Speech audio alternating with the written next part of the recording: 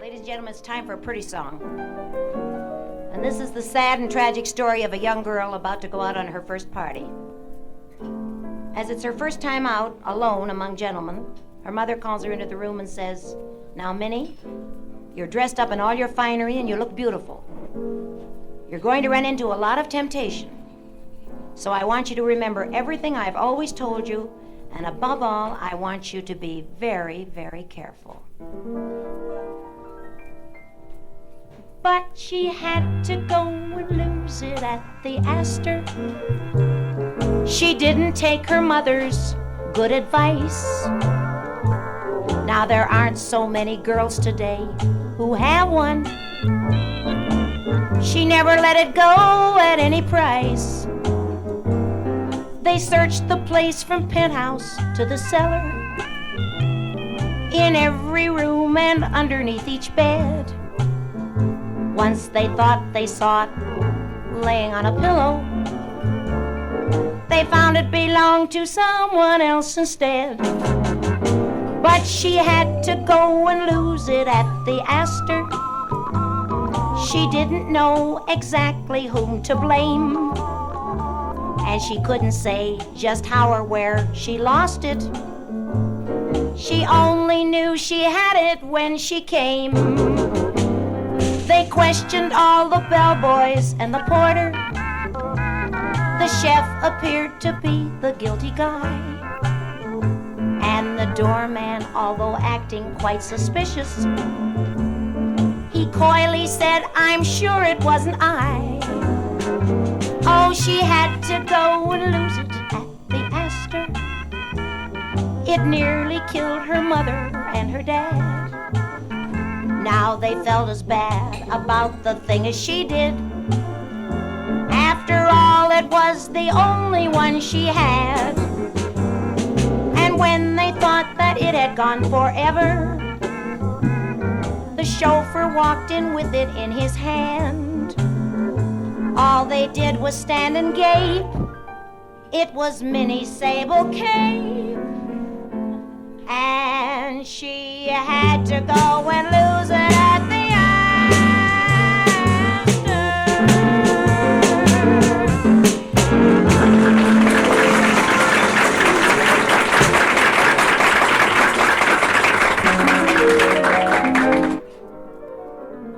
I'm glad you like all those beautiful songs.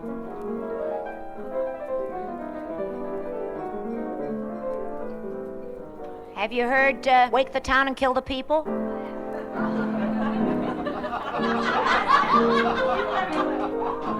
I've grown accustomed to his fist. It had to be used. Cutest little fella in his sister's clothes. Don't know what to call him, but I think he's one of those. There's a story the gypsy knows is true, that if your love wears golden earrings, he's queer, he's not for you. I'm getting hormones in the morning while he stands rigid in his bed. No more frustrations. No, master, another song, please. When somebody does you, it's no good unless he does you all the way. Comes a rainstorm, put your rubbers on your feet. Comes a snowstorm, put your rubbers on your feet. Comes love, just take a chance.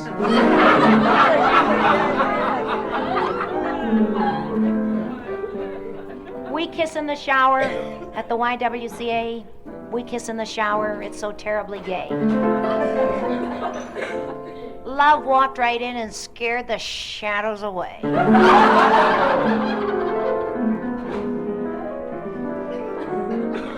And then, of course, we recorded, "Hello, young lovers, you're under arrest." I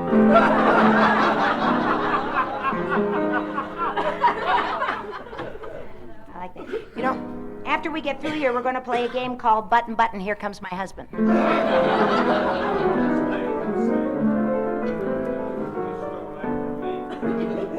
You know, when a French girl makes love, she says, "Ooh la la."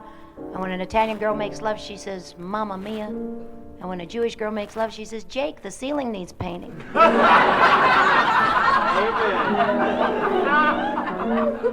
And And that leads me, ladies and gentlemen, to if you wonder why my piano is so cluttered up, it's because every time I've been out on tour, I've had so much information sent up to me. And here is some more. This was sent up to me. If she kisses you with great desire and her lips are really full of fire, if she trembles in your arms, lay off this chick. She's got malaria.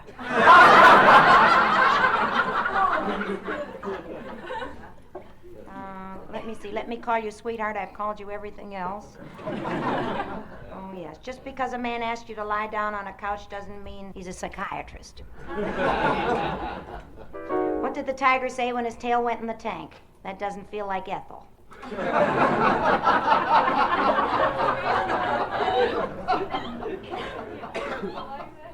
Do you know what Grandma said to Grandpa? If I go to sleep before you're through, will you pull down my nightie?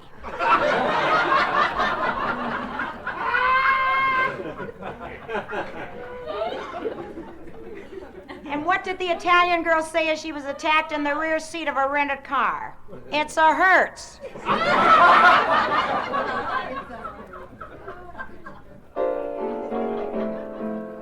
All right, ladies and gentlemen, it's spoonerism time. And of course, you know that a spoonerism is instead of saying ladies and gentlemen, you say jadies and gentlemen. And right now, we are about to do the story of Rindercella. Here is a tale to make your crush fleep. It will give you pooskimples. It's a story for fee woke and biggle-toe peep. That's wee folk and bigger people, too. It's a story about Cinderella who lived in a big harked house with her mean old mepstother and her two sisty ugglers. And they made Cinderella do all the wordy-dirk, while they just sat around cheating omelets and magging Rita-zines. And one day when Cinderella was in the kitchen flopping the more, the two sisty ugglers came in and said, "Guess what? The Pransome Hints is blowing a big fancy thresh doll and we're invited. It's too bad you can't go." So Cinderella went back into the kitchen with ears in her ties. And she was just about to chickasee a frickin', when suddenly there was a blinding flash of light, and standing before her was a feudable berry. And Cinderella said, "Who are you and what do you want?" And the feudable berry said, "I'm your berry fodgother." And Cinderella said, "Well, can I go to the ball?" And the fairy said, "Well, that's a big wish, but you can go." So she waved her magic wand, and instantly Cinderella was transformed into a babishing Rudy. She wore a long white gat and sound and a necklace of poopies and rurals. And on her feet were two tiny sass clippers. And the fairy said, "Now you can go, but you must promise to be home by midnight." So when she cast to the camel, that's came to the castle, the first poo people she ran into were the two sisty ugglers. And she was so beautiful they didn't Cinderized recognize. So they introduced her to the Pransome Hints, and he said, "May I dab this Hance? You are so beautiful you remind me of Beeping Slooty." And he was just about to ask for her mare and handage when suddenly the stroke clarded and struck 12 and Cinderella banned from the raw. But as she did so, one of the sass clippers flipped from her soot. And the Pransomans picked it up and said, "Now all I have to do is find the woman whose soot this flipper sits and I'll know whom I've lolled and fobbed." So he went from house to house, and you can't turn that around. And pretty soon he came to the somewhere house Cinderella lived, and he knocked on the door. And who should come to the door but the two sisty ugglers? But of course, their beat were too fig. But then it was Cinderella's turn, and guess what? The clipper pitted perfectly. They were married and happily ever after. But there's a moral to this story, because you see, Cinderella never gave up. And as you walk down the pathway of life, never give up. Christopher Columbus never gave up. Abraham Lincoln never gave up. Oliver Tweedledee? Who's he? You don't know, because he gave up.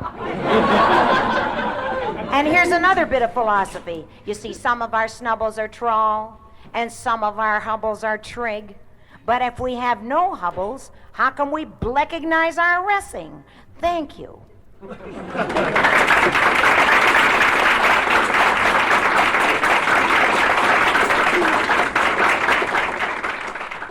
Thank you. Here's something that just came up from the audience. Did you hear about Tom, Dick, and Harry? His mother made him quit.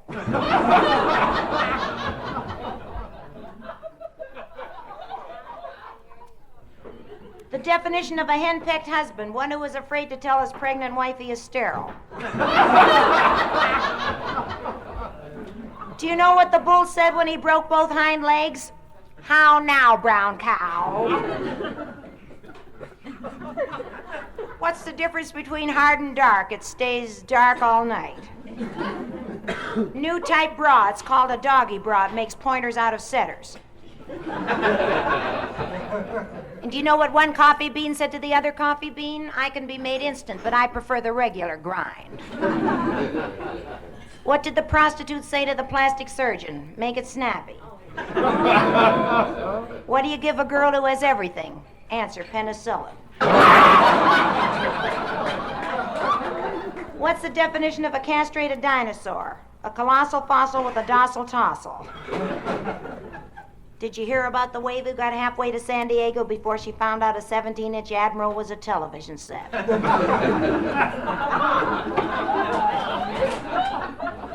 Definition of an African virgin, a baboon that's never been monkeyed with. You know what the difference is between a Democrat and a Republican? Who ever heard of anyone asking for a piece of elephant?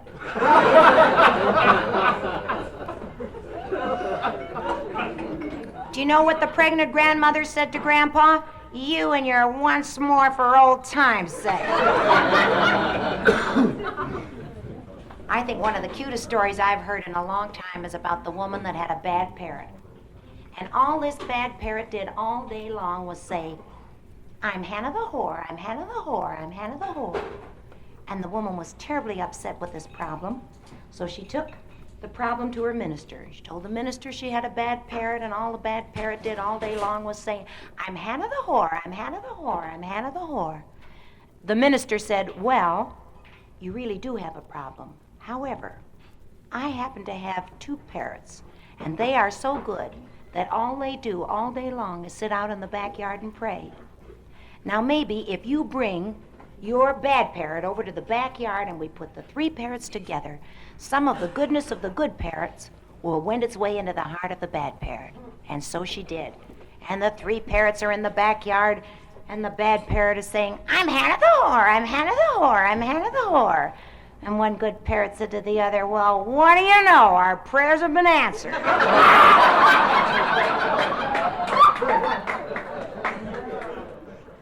You're not drunk as long as you can lie on the floor without holding on. Well, it's better to have flunked the Wasserman test than never to have loved at all. Definition of a Jewish nymphomaniac. A Jewish wife will go to bed with her husband 24 hours after leaving the hairdresser's.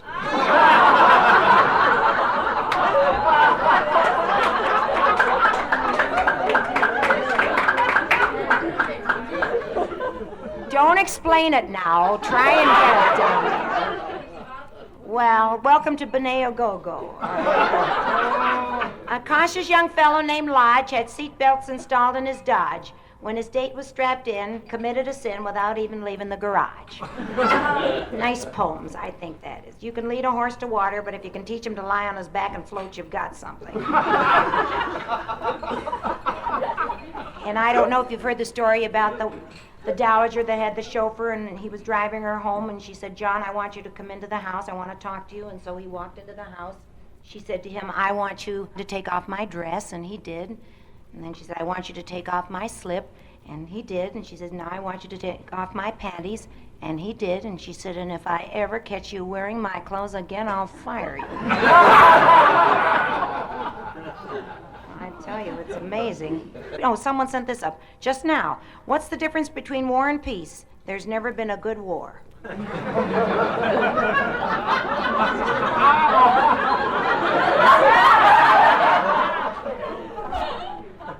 the difference between fear and panic? Fear is when you think you can't take it the second time, and panic is when you find you can't take it the first time. And finally, oh yes, this one. May you live as long as you want to. May you want to as long as you live. If I'm asleep when you want to, then wake me. If I'm awake and don't want to, then make me.